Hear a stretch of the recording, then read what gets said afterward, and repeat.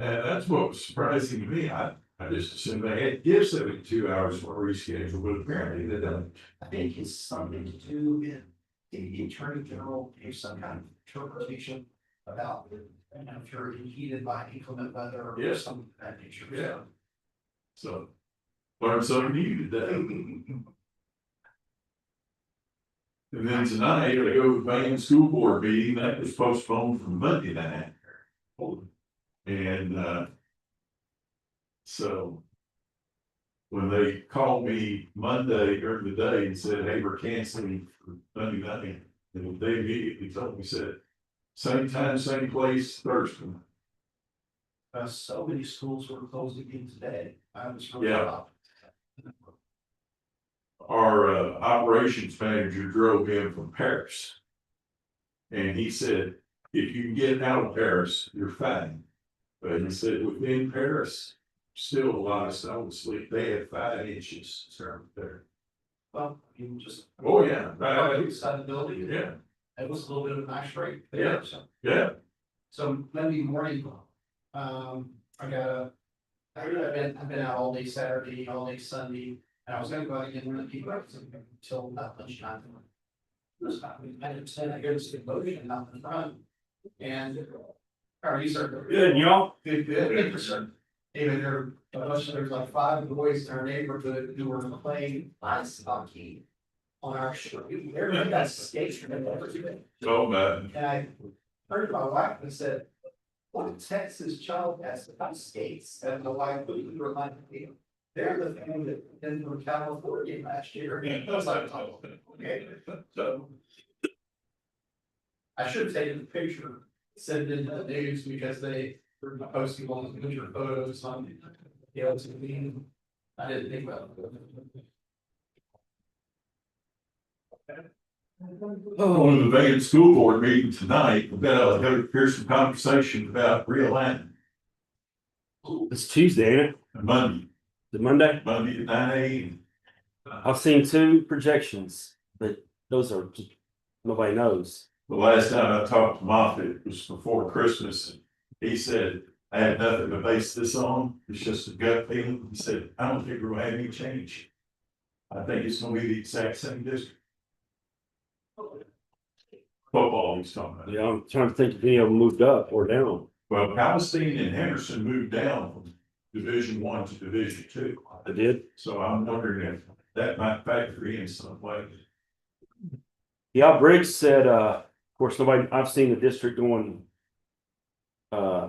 west with Canton. I've seen it the same one, and I've seen it what we had, 3 years ago, Brownsburg, Carthage Center. Yeah. I saw that one. But you know, that was that one year Mahia got put in that thing. Yeah. Who would have thought of that one? That's right. But did he say anything about preseason? Brick said something about, of course, Lindale, Dallas. He said Brownsburg's not going to play us anymore. Well, beat 16 straight here. Yeah. I think Briggs said, and this is coming from Briggs. He heard Pine Tree, Lindale, Atlanta, Dallas, Carter, Center. For non-district. Yeah, and of course, we don't know how many non-district games we'll have, but those are the teams that they said. We know Lindale's gonna be one. Yeah. And I guess now Lindale is the largest 4A school in the state. In the state, yep, they barely, I thought they'd go up. They were what, 5 students short of going up? I don't know, I knew they were close. What somebody told them. Yeah. I just wish that Carthage would either go up or down, I don't care. Get them, and then, or go to Region 9, Yeah, get them out of our region. that's right. But I just wish the UAL could figure out a way to put Bain, Canton, and Wills Point in the same district. They can't figure that out. Well, Van, Canton, Wills Point, Brownsboro. Yeah. Do you stick Athens in there? Well, and Athens Division 1. Or no, they're Division 2. They're Division 2, that's right. Yeah, put Athens in there. Yeah, you have Van, Canton, Wills Point, Athens, Brownsboro, Palestine, Henderson.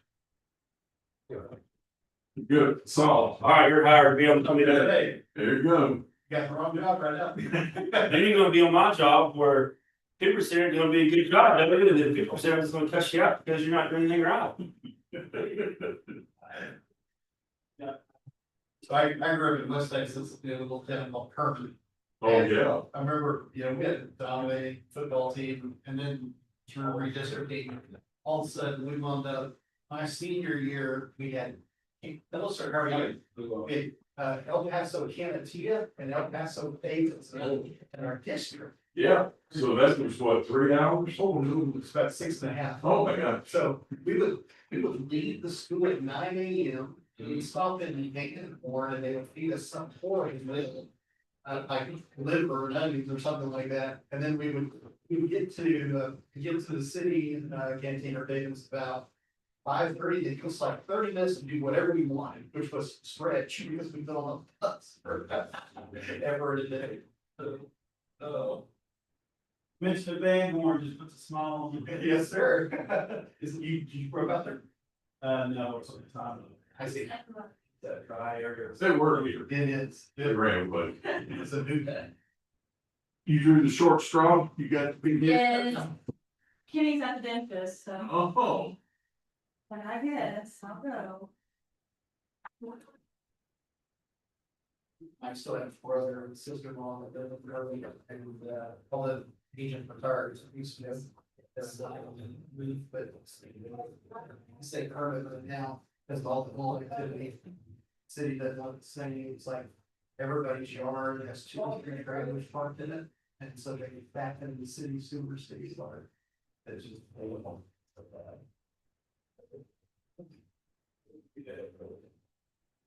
Yeah, those have local governments have a fun deal with toll zone.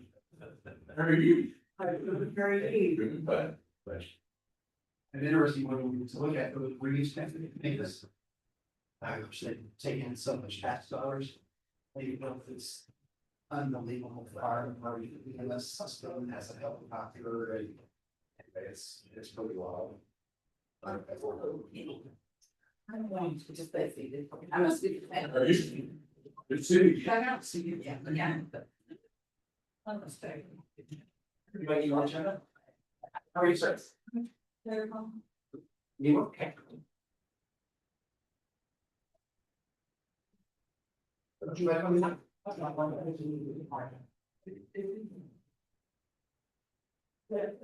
Okay. So, thank you.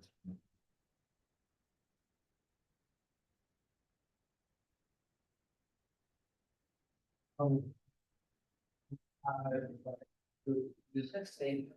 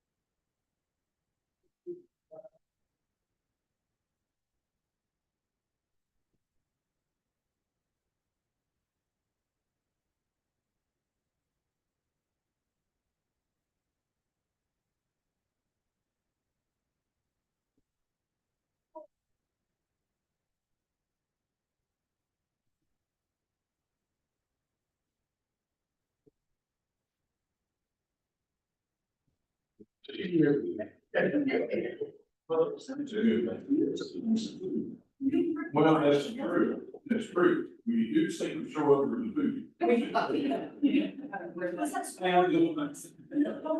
Time, so. Get that little tap through all the words. Sure, let's get some more info. Yeah. What?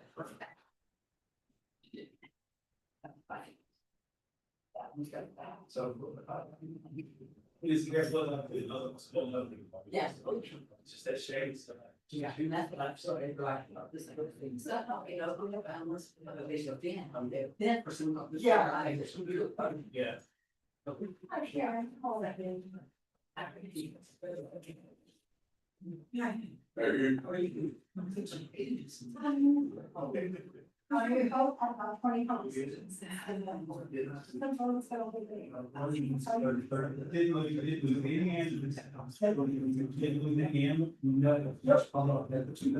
Forty. I'm 72 pounds, so who's there? Yeah, 72. Donkeys. Supposed to be 4 cats, I lost the cat, I haven't seen them since the second block. I got 3 of them showing up. Moved out. They're all wild. And I have 5 dogs. Any man must love. You know, I think everybody's on it, but it was off, so I always have to check because I hate that. I'm also, I did want this, bring it outside, and you from more cows, you know, Arizona. But it's crazy, but it's a difference to me. Yeah. Well, that's good.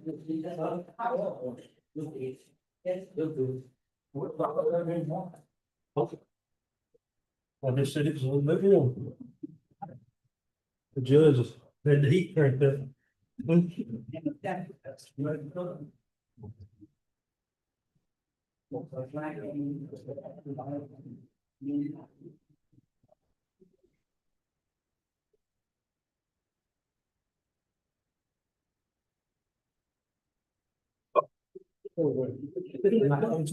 Some you didn't answer. Don't interpret it, don't interpret it that direction. There's a sheriff here.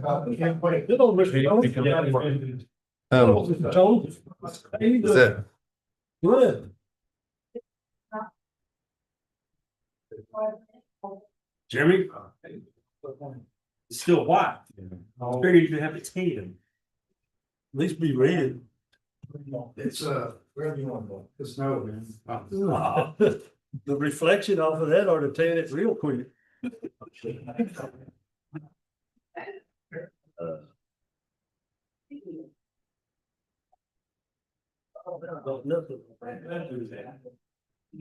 I don't either.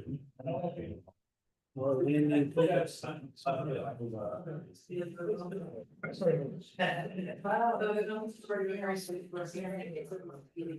Oh, And she said she's working on these.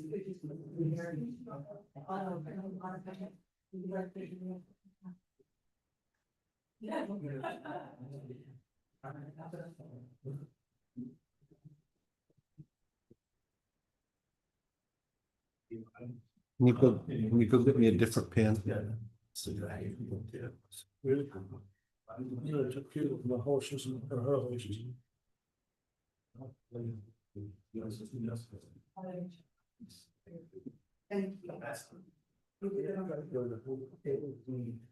Just refilled some of that.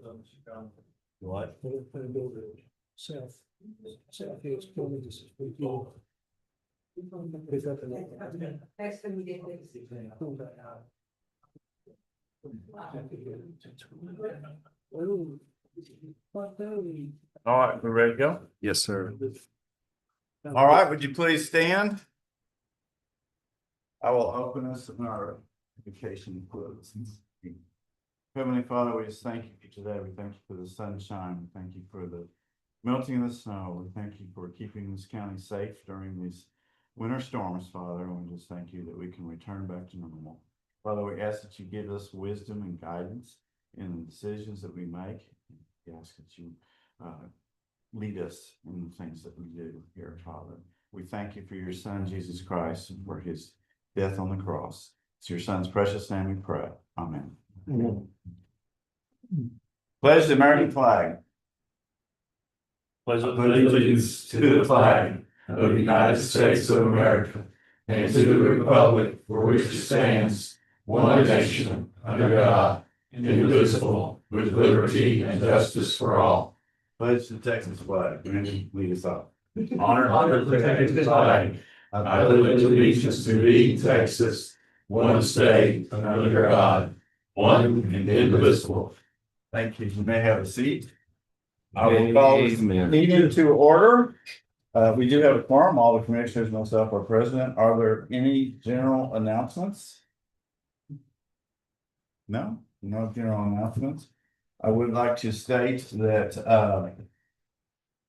as you're well aware, we were closed yesterday due to inclement weather, and I looked up the Texas Open Meetings Act, and we are allowed, when Commissioners Court is prevented from convening an open meeting that was otherwise properly posted due to a catastrophe, Commissioners Court may convene the meeting in a convenient location within 72 hours pursuant to section 551.045 if the action is taken in good faith and not circumvent this chapter. So according to statute, catastrophe means condition or occurrence that interferes physically with the ability of the government body to conduct a meeting, including fire, flood, earthquake, hurricane, tornado, wind, rain, or snowstorm. So I think we qualify, and that is why we're having our meeting today. So are there any public comments? Okay, if none, we will move on to item number 4, which we will need to table, and that is discuss and consider authorizing the county judge to sign change order number 5 for critical spare equipment and an agreement for conditional acceptance of the radio system with L3 Harris. As the commissioners had requested, L3 Harris was scheduled to be here. They flew in Tuesday night, and they were ready to come out here to make a presentation. And when I called them and told them we were going to meet today, they said they would be in the air heading back to Virginia. So we will have to reschedule that meeting for a future time. So as a motion to table. Motion so made. Second. Second. All right, all those in favor say aye. Aye. So we take that item. Item number 5, discuss and consider approving the elections administrator to enter a joint contract with Van Zandt County Democrat and Republican parties for the purpose of conducting the 2026 primary elections in accordance with chapter 172 of the Texas Election Code. Do we have our elections administrator here? We do not. Okay. Can somebody go down and get her, and we will move on to item number 6? I don't know that she's back on March, but. Okay, well, we'll keep going until she gets here, okay? Item number 6, discuss, consider amending the contract with the Animal Protection League concerning the timing of payments for service. So we have had an ongoing issue trying to get our checks to the Animal Protection League in a timely manner. And what happens is Animal Protection League, we have a contract with in which they provide low cost spay and neuter, and the county will actually pay for 50% of the cost of those services. But we have to have money to them in advance for them to do it. Once the money that we send to them is spent, then they do not allow, or they do not provide that 50% discount. And what has happened is we have not been able to get our checks to them in a timely manner. And so one of the things that I would like for the Commissioner's Court to consider is to go to a quarterly payment rather than a monthly payment.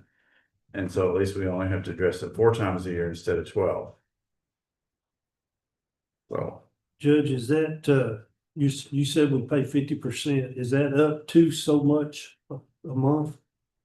I mean, do we have a? Yes, the contract is $1,200 a month. That's what I thought. Okay. Okay. And I just want to make your that binder, I put the October, there was no services done because we didn't get a check to them in time.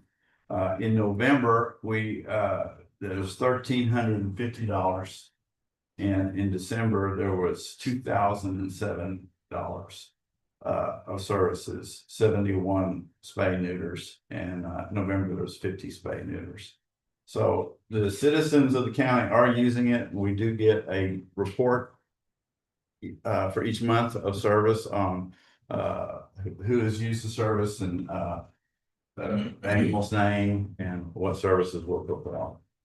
So they're not maxing it out, right? They're not totally taking the max. So what'd you say it was the total for November?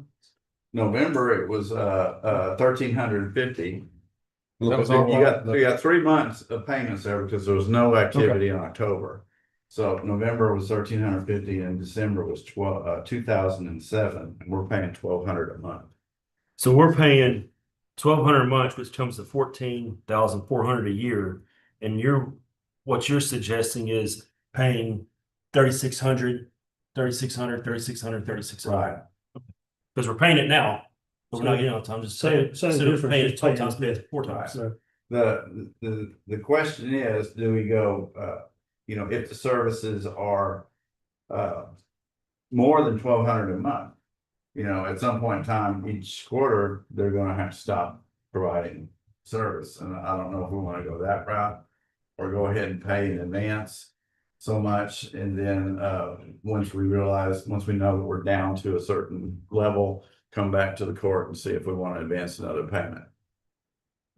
But still, the yearly total will be 14,400. Correct, unless we decide to increase that due to the usage or the volume. but paying it in advance. If they don't use it this month and they go over next month, they'll still have the money. Yes, Yes. they keep it in the bank, use it until it comes down to zero. So when they use the 1,200 a month, then they have to stop. Correct, Off right now. Yeah. So if we go quarterly, then at least we know, we don't have to worry about the monthly having to go out. Do they have the like how many they're doing a month? That's what he was saying. a while ago. Yes, He told like it's been 50 your binder. this month, I think it was. 50 in November, 71 in December. Oh, okay. Yeah, I see it. Total quantity here. And then you can go back and I got the prior year, 2024 on the ones that were down there. And it's somewhat not representative of the amount of activity that could have occurred because again, last year we would run out of money and they would deny people the Should we have Ben up here to us about paying in advance or Kenny? Where is Kenny? No, Kenny. it would it's just a matter of amending our contract to go to quarterly payments instead of monthly is what I'm asking. And they still got paid for October. You're saying that they just used some of October's money and It was the end of October. and then Yeah, they used it again in December right. because they actually provided more service in December than they would have under a normal because they had that money kind of banked from October, I'm guessing. They didn't get money in October because the budget wasn't signed. Mm. Isn't that what happened? No, it's not the case. Okay, sorry. It didn't get vouchered and didn't get approved until the end of the month. But for one reason or another, that money has been used by, even though it came late. It seems like that you would see that this not necessarily a solution to the problem because if a payment is late, now you still could miss a week, of or so 2 weeks of payments just due to our accounting, but doesn't bother me to go to quarterly. Doesn't bother me at all. In fact, I'd make that motion that we make this change so that they get paid on a quarterly basis and it doesn't impact negatively the citizens who benefit from these services. Second. Okay, motion has been made and seconded. Is there any further discussion? All those in favor say aye. Aye. Opposed, like sign, motion passes. Thank you very much, all of you. You bet. Okay, item number 7, Thank you. discuss, consider authorizing the county judge to sign a proposal from Riddle and Goodnight to provide an update opinion of the probable cost for the full restoration of the courthouse for the 2026 Texas Historical Commissioner grant submission. Proposal costs $10,560. Riddle and Goodnight did the original costing for the 2024. And because of that, this time it's going to be much less because they're familiar with it and they have all the data already. And what this does is gives us that they are actually going to come out and do an on-site valuation inspection of the building. And then once they put their proposal together, I'll get with them and with Komatsu architects and review it to see what changes need to be made. And then they will, Komatsu will come out and make a presentation to the commissioners court of what those costs are. But it's vital that we get this done so that we have the most accurate costing since it's been two years since the last costing. So what do they have? What do they have in their hands right now that you said they've done? They did the costing for the 2024 grant submission that we used that was right under $12 million. Was that for the 4th and 5th floor and the stairwell and Yeah, HVAC, the water and all that? that's for the whole restoration, for the whole Whole deal. restoration. I asked them to include a second stairwell for ingress purposes in that estimate. Do they give you a, I'm not against it, but what concerns me is there's no item, they're not telling us, they're giving us a public opinion on what the probable cost is, but they're not telling us what they're doing. It just says, okay, it's going to cost 64 hours for $10,560. But what are they doing? They provide us with an Excel spreadsheet that is used in the grant submission. The Excel spreadsheet is designed exactly as the grant specifies, and for all the different areas of the interior, exterior, windows, and whatnot. Could they provide us with something that says what the work is, the scope of work that we're going to be, besides just giving us hours and a cost?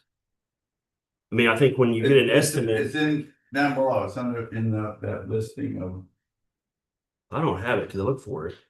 Well, it's on one page.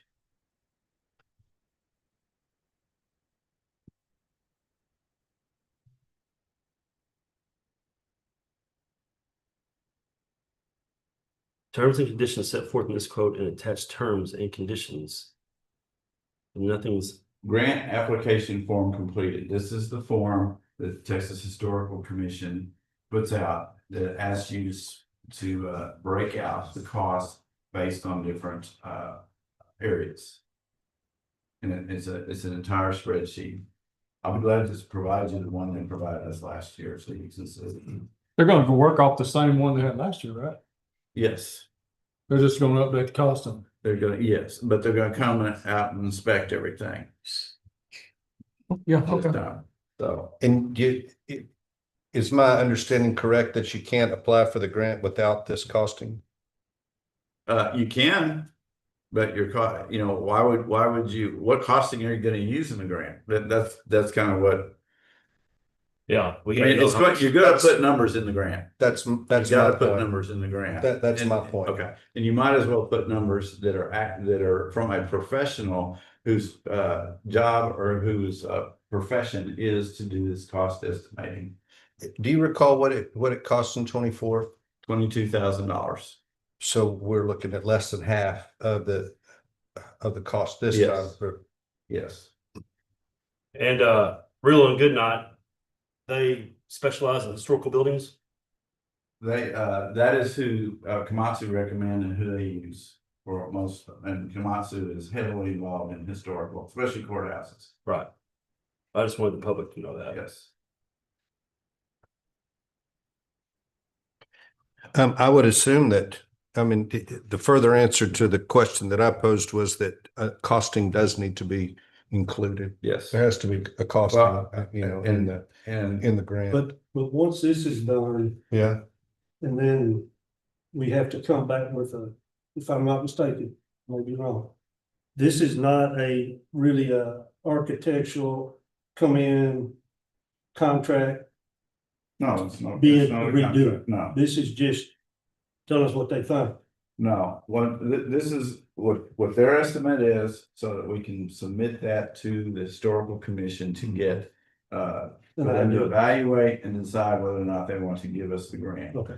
But they know, they wanna know that the numbers are. Reliable, and these people can make those numbers reliable. So if we use this company, basically, if we used another company, they'd be starting from ground zero, Correct, and it'd be another $22,000, $25,000. correct, So we're using this company to get accurate numbers for what inflation might have changed or what Right. any changes there might be. right, And put good numbers Right. into the bid. and verify For the everything grant. that is in there is what we want. And it includes every square inch of this courthouse. It does. Okay. And now, we probably won't be doing anything on the roof. The roof has been redone, but we would be doing the flashings, the edges, which we didn't have done when we had the roof redone. Those would have to be redone.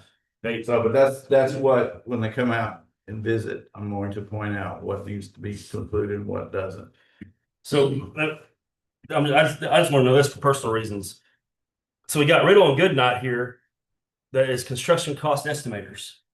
We got Komatsu, who are the engineers that actually do the work, architects. Correct. So if Komatsu's the actual ones doing the work, why don't they give you an estimate? Or do they rely on Riddle and Goodnight?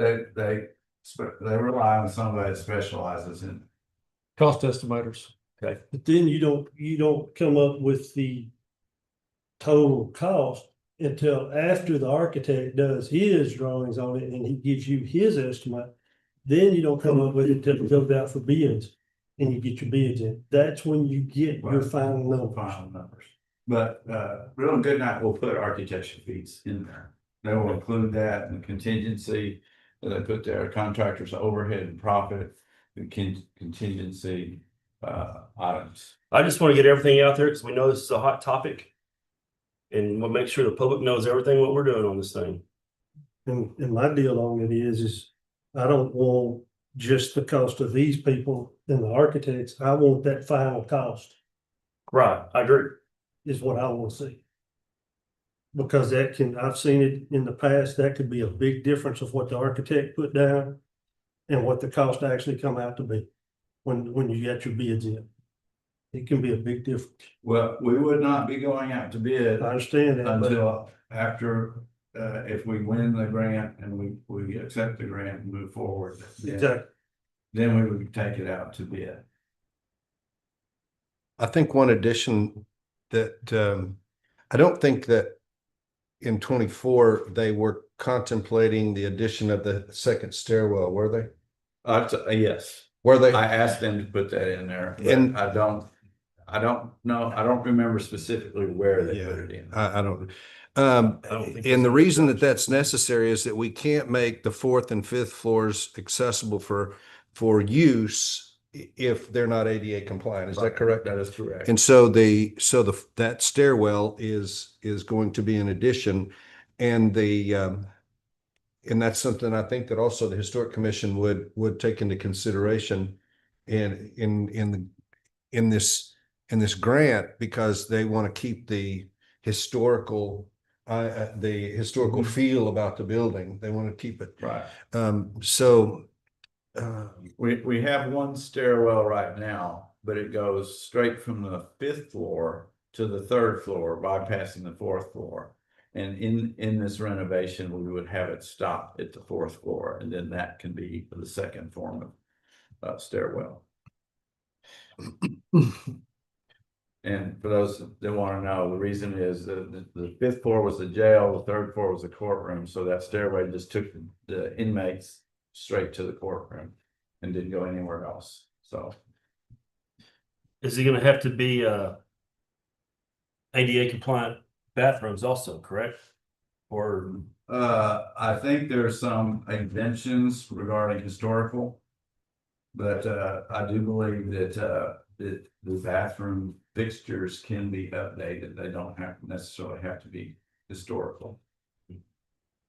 This floor here doesn't have ADA compliance, so I mean, we do have elevator service to the 4th and 5th floors. The elevator goes, to Yes. both those, so. I just wanted assurance that it's the whole thing. There's nothing taken out. It's stairwells, it's ADA, every single square inch is in this cost. Yes, it is. Okay. With sidewalks too. You're gonna check with the city on that before you do anything to the sidewalks, aren't you? Yeah. Never mind. I would try that question. Thank you. All right. You've already went through this process one time before Yes. with all these companies. You've already, Yes. you went out for bids on all these companies before, when you got your last, went through all Well, that. because it's a professional service, it doesn't have to go out for bid. Okay.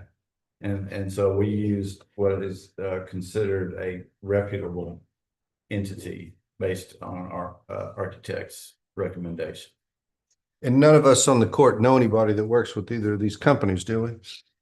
I don't. I don't. I don't. I don't. Brandon, I don't. you have I a don't. direction that you, I'm gonna make a motion, but I want to point this out that we've used Komatsu. They're not local, but they are very, this is what they specialize in. You can't just go out and get a contractor to do this work.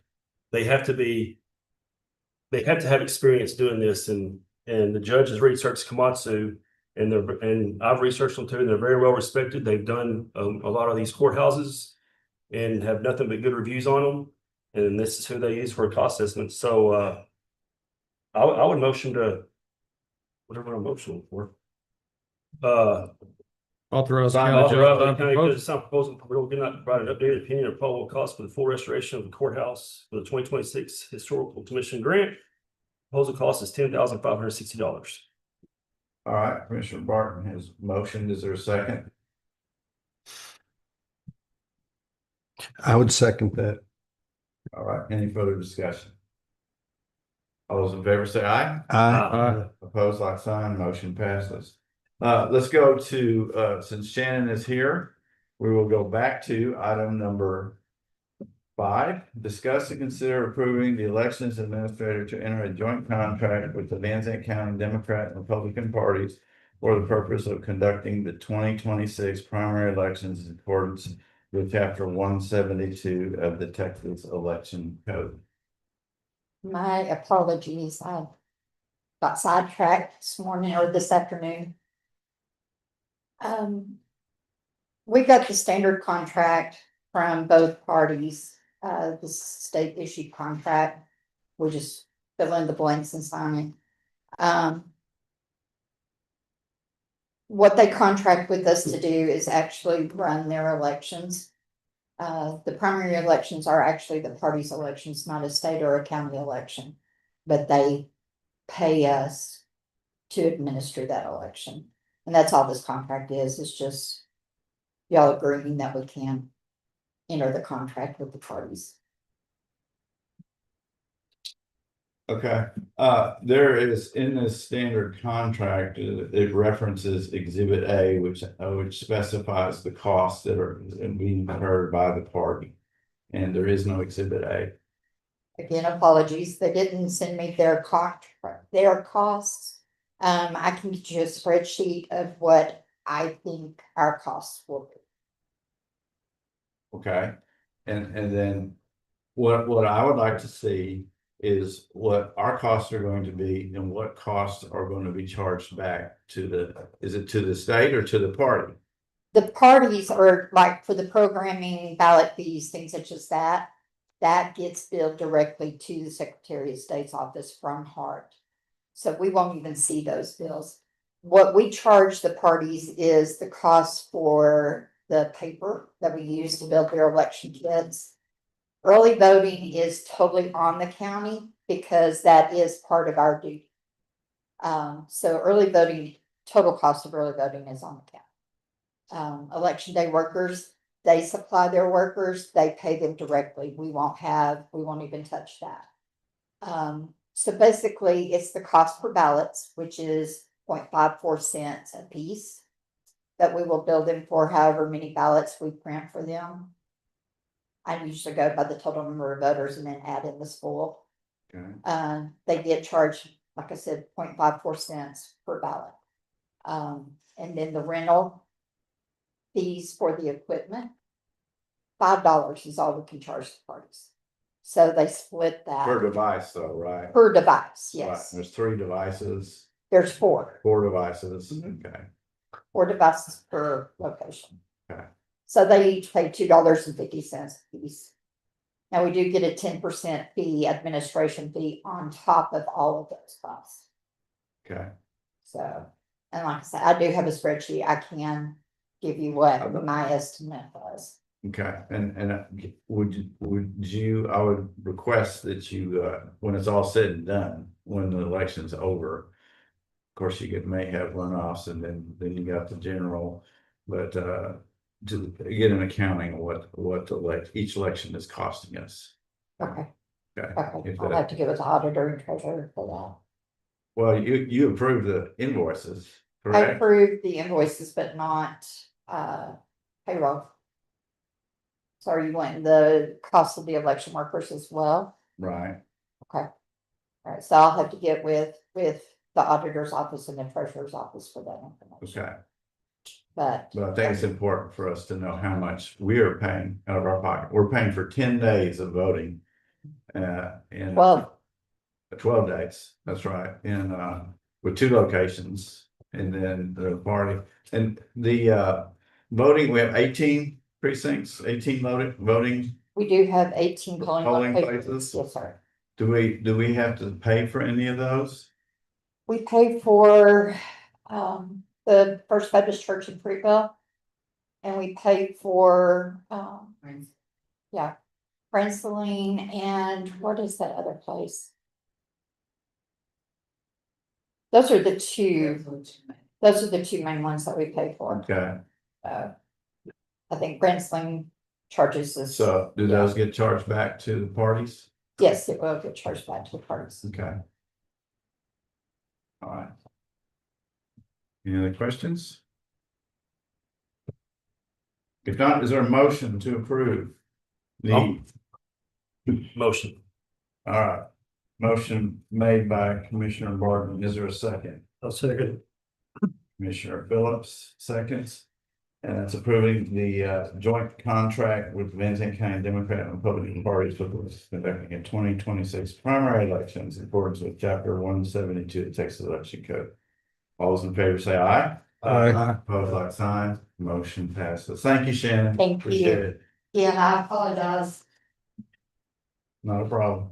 Item number 8, discussion regarding a clinic in Canton supported by Blue Cross Blue Shield and UT Tyler. I make a motion to table this until the 11th. Second. All right. Mr. Williams, motion is Mr. Barton. Seconds to table. All those in favor say aye. Aye. All right, item number, all those opposed? Okay, item number 9, discuss and consider the approval of the submission of the grant application and resolution for the Rural Ambulance Service Grant Program established by HB 3000. Yeah, we have an opportunity to apply for this grant. It's not a given that we'll receive it, but it could give the Van Zandt County up to $250,000 for an additional box and a unit, give us the opportunity to buy that. And I think we've spoken with our ambulance service, Christus, and they would be happy to work that unit and put it into service here for us, which I think is great. And we're looking forward to the opportunity. This is the first year that it's been available. So we're not exactly certain what's going to happen. Right now, it seems like the application is so short. It's like, will you be my girlfriend? Circle yes or no. And that's about you know, that's about There's the, no signature, right? yeah, no I'll signature. have to sign it. Yeah, the signature of the county judge. So, what, and the grant amount is $250,000. That doesn't necessarily mean that they're going to give us the entirety of the $250,000, but I was looking online today and, you know, at the cost of units, what would your estimation be on cost of a new unit? Similar to what we operate would be around $285,000 to $290,000.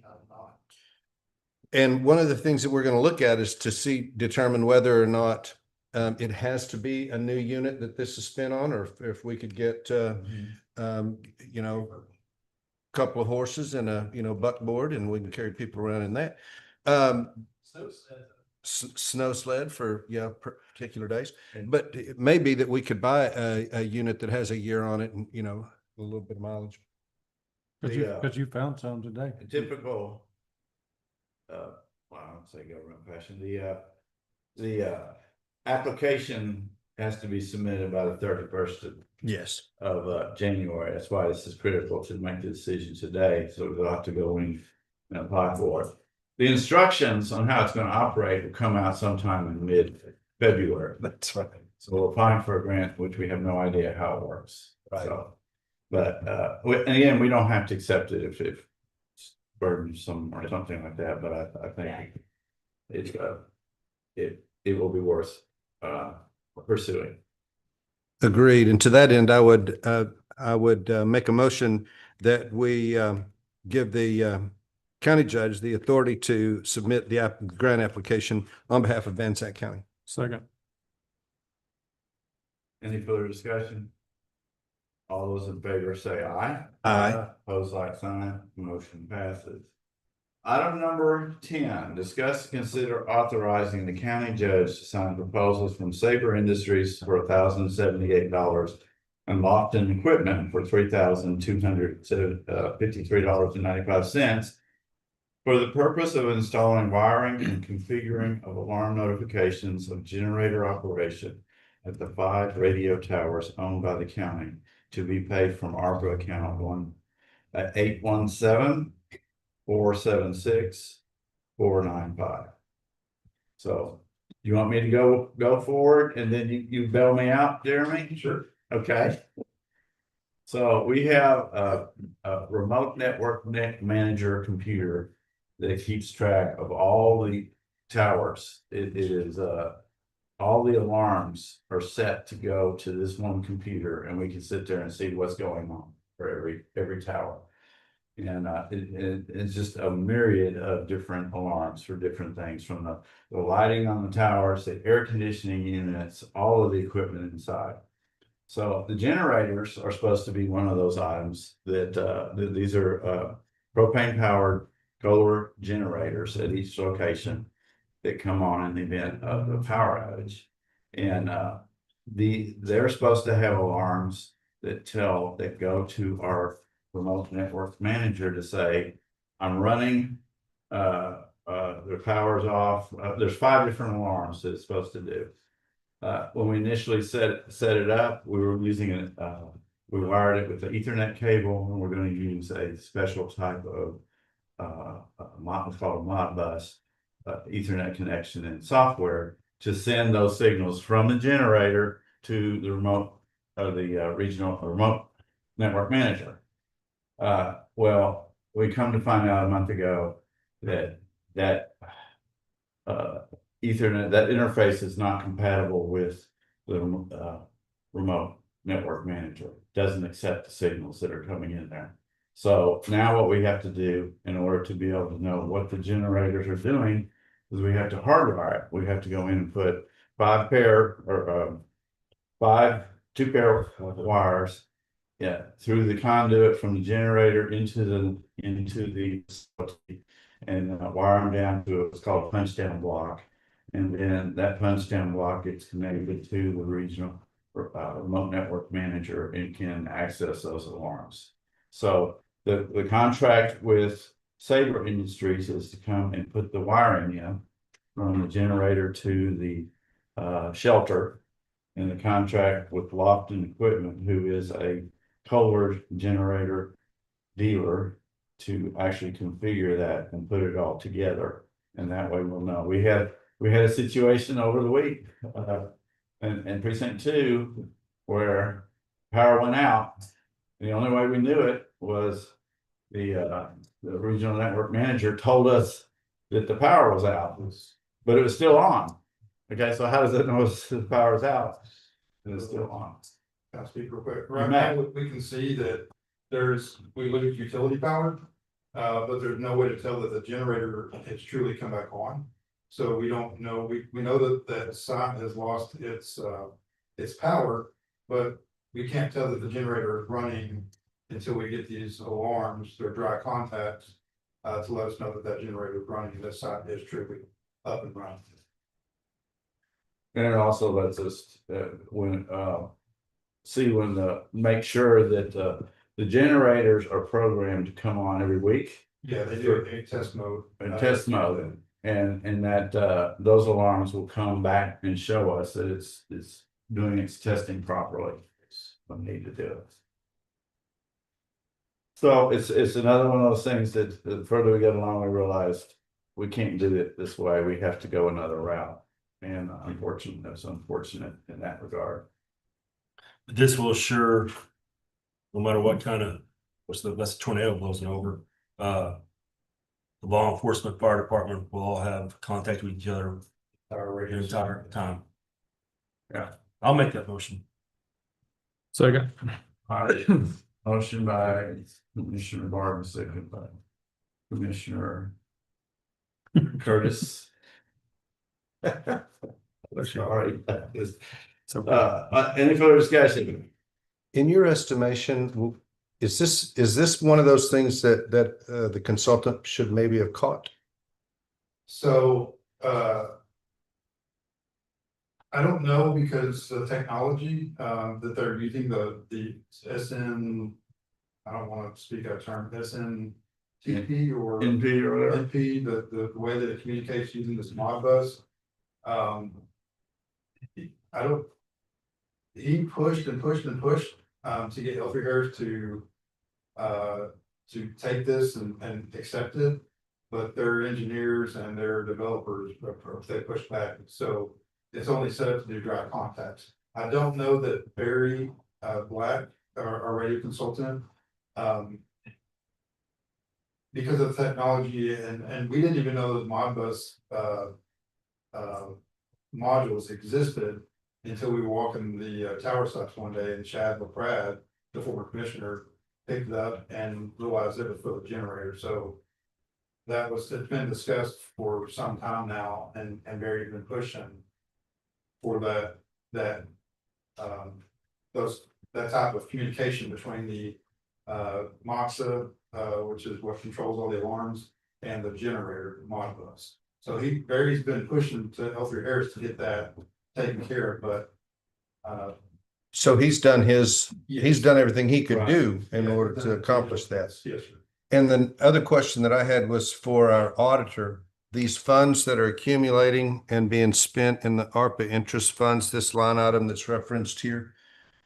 If we finish this project and the system comes online and we're operational and have no additional need for changes, what limitations do we have on these ARPA interest funds that are accumulating there?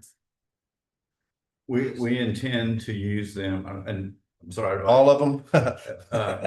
To buy down the maintenance. Oh, costs. yes, that's. Buy down the maintenance yeah, any of the ARPA interest funds that are left over when we've done the final acceptance. So we're not trying to spend them. We want No, to use them we're toward trying that. to Mhm. lower our cost in the future for the maintenance. Trying to say wear and tear on the vehicle. And you're just 26, right? I would. All right, is there any further discussion? All those in favor say aye. Aye. Opposed, like sign, motion passes. Item number 11, discuss, consider approval of authorizing the sale of fireworks during the Texas Independence Day period from February 25th, 2026 to March 2nd, 2026. The sale of fireworks is automatic for July and December. But all the other holidays and events, we have to approve whether or not they're sold. And so that's what this resolution is, to allow the sale of fireworks for independent or Texas Independence Day. Trying to get a fight started in here. You're into with Kathy sitting right over there and taking care of all the puppies that don't like fireworks.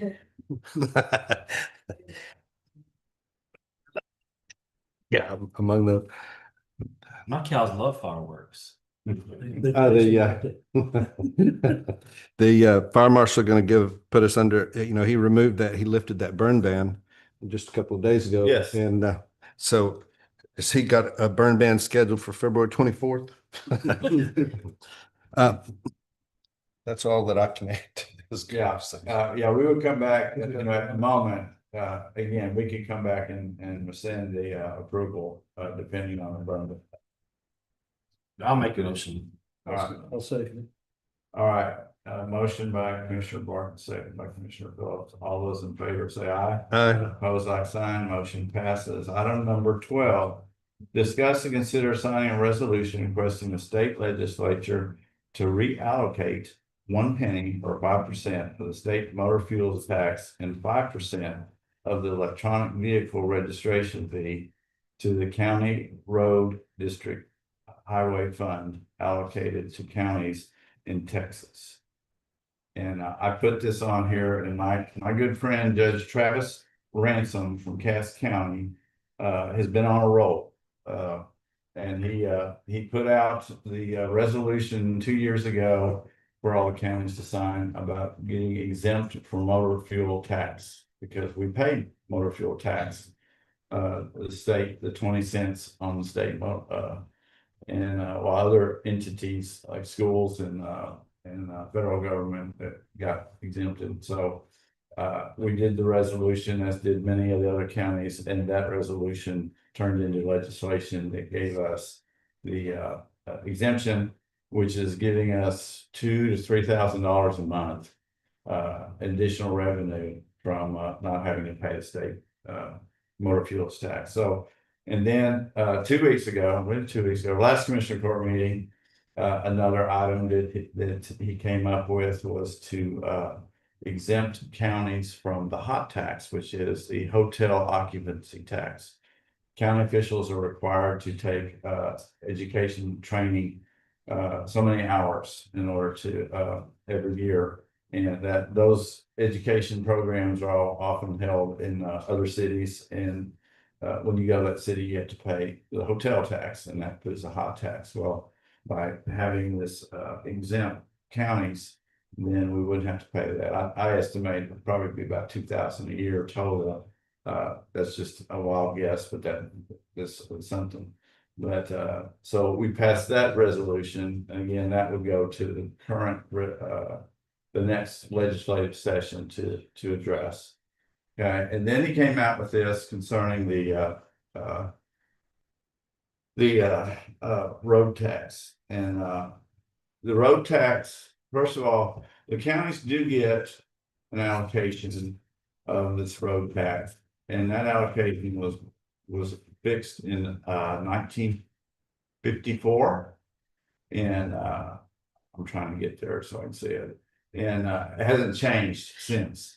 And that allocation that we get of the roughly $200 million that are no, hold on, let me get to there.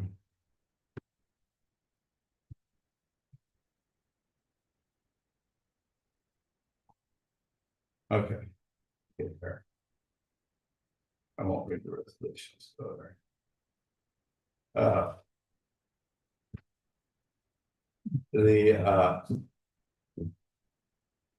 the fund generates, which is the legislative proposal.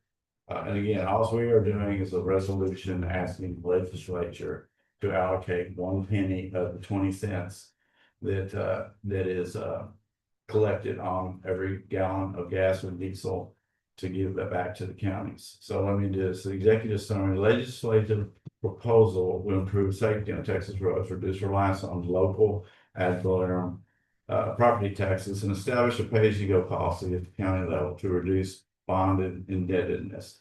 The state motor fuels tax was set at 20 cents per gallon in 1991 and has remained unchanged in the decade since.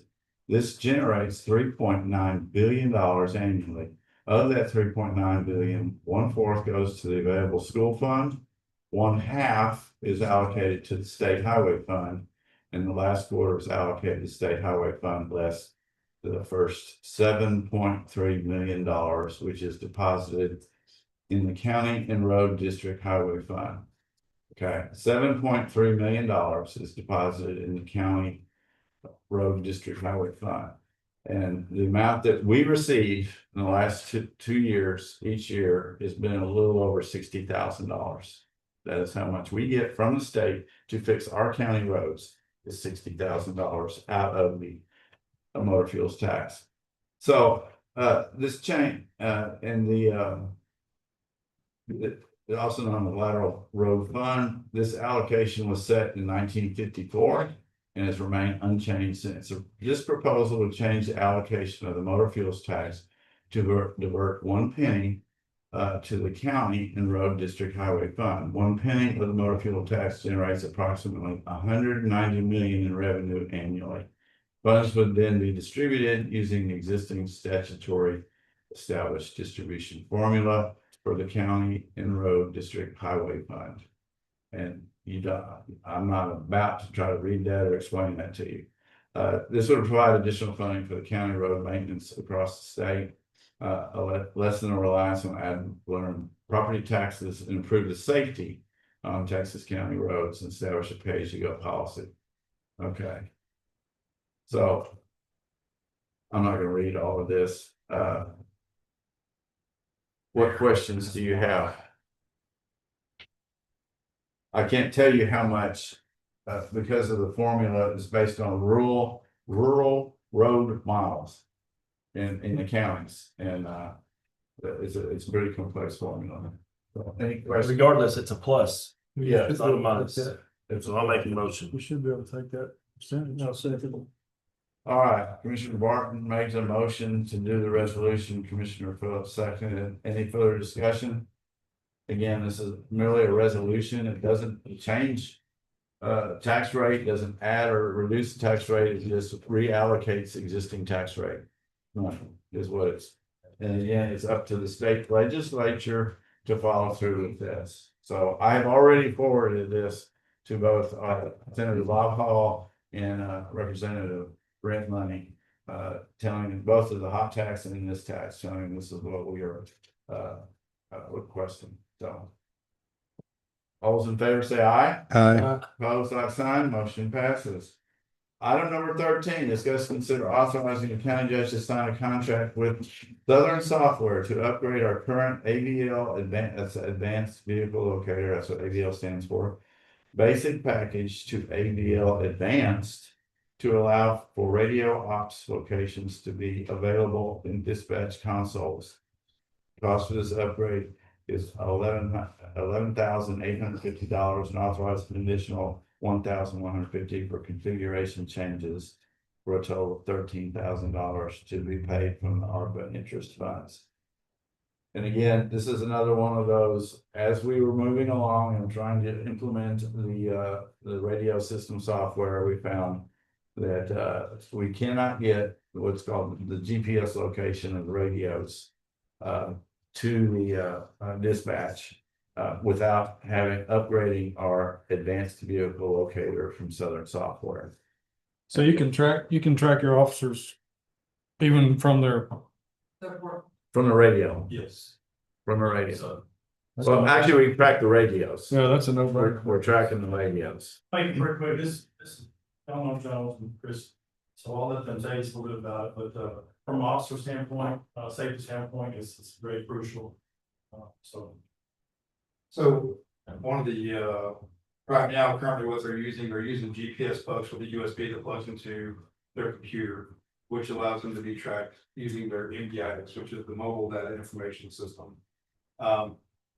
With that, they can unplug that USB and they're no longer being tracked. Dispatchers don't know where they're at and so forth. So with this GPS data being ingested from the radio system, there's no hard software that they can unplug or manipulate, so they can't be tracked. Another thing is, it's not only tracking the officer, but it's tracking the county's assets. I mean, with these radios, you're talking $5, $6, $7,000 for the radio. And if one of those radios, you know, they're in a foot pursuit, and that radio gets knocked off his hip or whatever, we're able to ping the radio's last known location up to 3 meters. So, like I said, it's not just about officer safety. Well, that's our main push, but it's also about being able to locate the county's assets. I'd make a motion to approve that, you I know, wanna, hold on, I wanna piggyback off what Cliff asked earlier. I don't agree with it. I mean, I do agree with it. Which one, what is it? Do you don't or do it? I agree that we need it, you guess. but, is this part of L3 Harris radios, correct? The L3 Harris Okay. is the one that provides the GPS information. This is to get their information into our software. Yeah, and my question is, of course, I wasn't here when the radio started, but did L3 Harris not put this in the package? Cause it seems like, This isn't L3 Harris providing. This is Southern Software. okay, this is Southern software for an L3 Harris radio. Correct. This is our dispatch Okay. software. And the current was basic, and this is just a move up to advance. So basically what happened, you had the radio, obviously, it's just a radio. And we have a different, it's L3 Harris, and then our dispatch center is Southern Software System. So we have to purchase that software, integrate them two together. So the dispatcher can see a live dot, if you will, where everybody Okay, I understand. Now I was thinking L3 Harris is responsible for why they put this in the contract. It seems like they're just trying to. keep on Yeah, it's in the milking it. radio, you just have to get the software information. Okay, And we can actually, right now, we can, using what they call Beyond, we can see the locations of radios now, so it'll give the dispatcher the ability. Conway, Arkansas is currently using it, because they have L3 Harris and Southern Software, and they're very happy with it, so.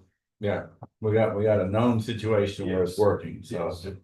we're moving forward with. we could make a motion. I did. I second. All right. Motion been made second. Any further discussion? All those in favor say aye. Aye. Opposed, like sign. Motion passes. Item 14, discuss, consider submitting nominations to the Van Zandt County Appraisal District Open Board of Directors position. Does anybody have a nomination to submit, to represent, or actually it wouldn't be representing us, it'd just be a nomination to go to the appraisal board to consider for their open slot? Everybody that I talked to agrees with me that we should eliminate property taxes. Amen. Me too. So I have nothing that I can All right. add. So no action on that item. Item number 15, discuss and consider authorizing the county judge to sign a revised contract with Rico USA for equipment lease agreement for 12 replacement copies. The original agreement that we signed back in December and approved on December 17th was for 18 copiers, which was later discovered 6 of those weren't up for renewal. So this is to correct. Oh, he's here. I thought you'd take longer on item 14. Okay. Yeah, we went from 18 to 12, found some mistakes. They had to redo their paperwork, and so now we're resubmitting to the court. All the overages and stuff, we come up on the overage allowance, On copies. yes, from 44,500 to 53,000. So So it's a benefit. it's benefit, and it gets still 12 of them put together instead of different accounts like they were. So we're not reducing the number of copiers. We're just reducing the number of copiers that's on this contract. Yes. Correct. Yes. There were 6 of them they realized was next year, but they messed up. So is that a reduction in cost?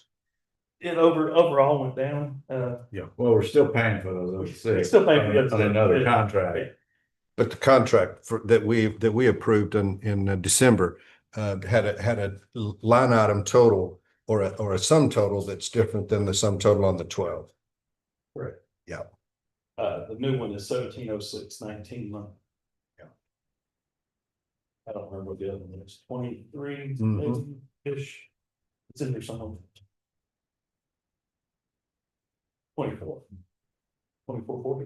I see this as administrative and I'd make the motion to approve. Motion been made second. I'll second. All right, all those in favor say aye. Aye. Opposed like sign, motion passes. Item number 16, consent agenda. Consent agenda are considered routine by Commissioner's Court will be enacted by one motion. There will be no separate discussion of these items unless the county judge or commissioner requests the item be removed from the consent agenda. Considered separately.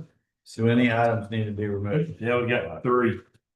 Okay, We got the Cherry Creek Lane, Lakewood Trail, Van Zandt County Road 2101 and 2122. We've got Country Club Drive, Van Zandt County Road 3120, 3121, 3122, and 1103.